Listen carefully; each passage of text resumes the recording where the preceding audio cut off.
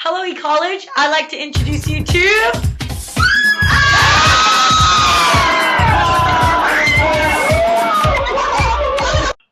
This is our Thailand team video. Hope you enjoy it.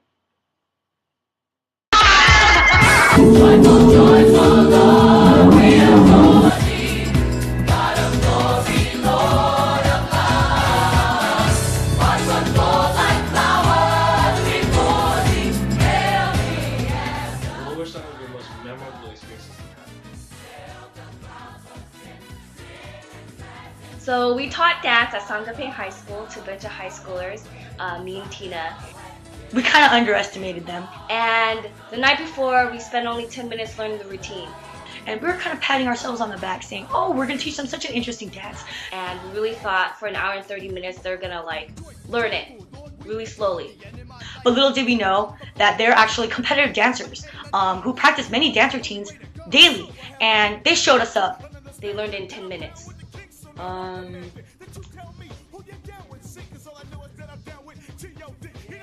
And then they wanted to show us the routine, and we're like, oh my god, we must be so thankful that we taught them routine that's so popular. And this is what they showed us. I know.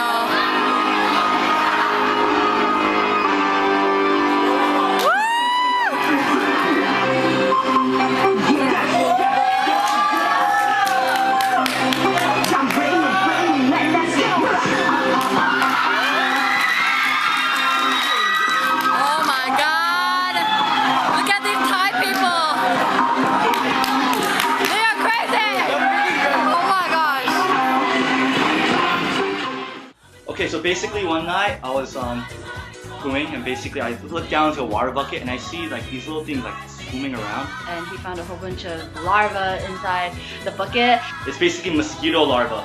And he told all of us and we went crazy. I'm so scared.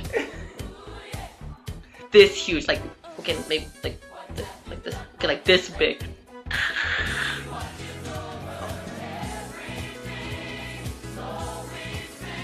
We had to get like a bucket and just pour them all out. We just flushed everything down the toilet and stuff.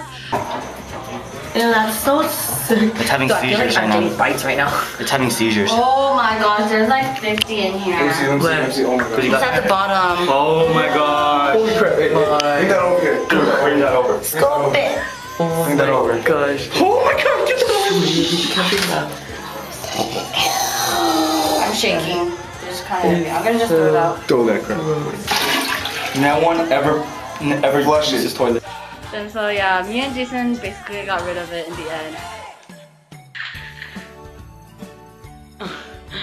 Okay, one.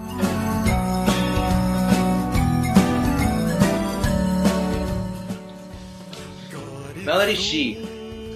Who says she was a light sleeper?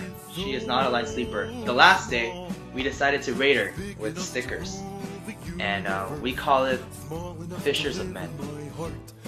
Alright, so this is part of our wake up morning routine. We got the borders of our stickers, and we're gonna cast this net on somebody. Alright. Good luck.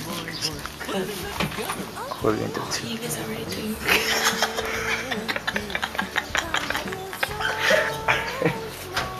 Let's cast it. Lily has earplugs on. Dead.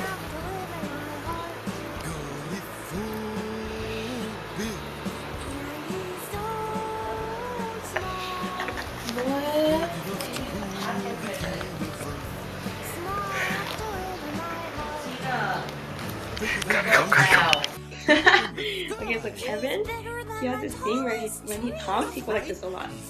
So whenever he talks, he does this with his hands.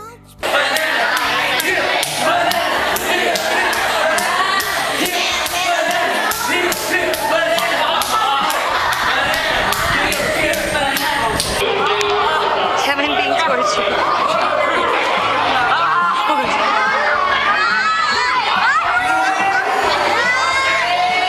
Also, sometimes if he's kind of tired of what you're saying, or you say something that he already knows, this is extra super huge, right? With his head.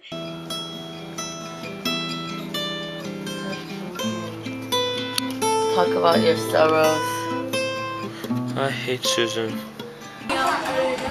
This sings Kevin equals fat. Shut up.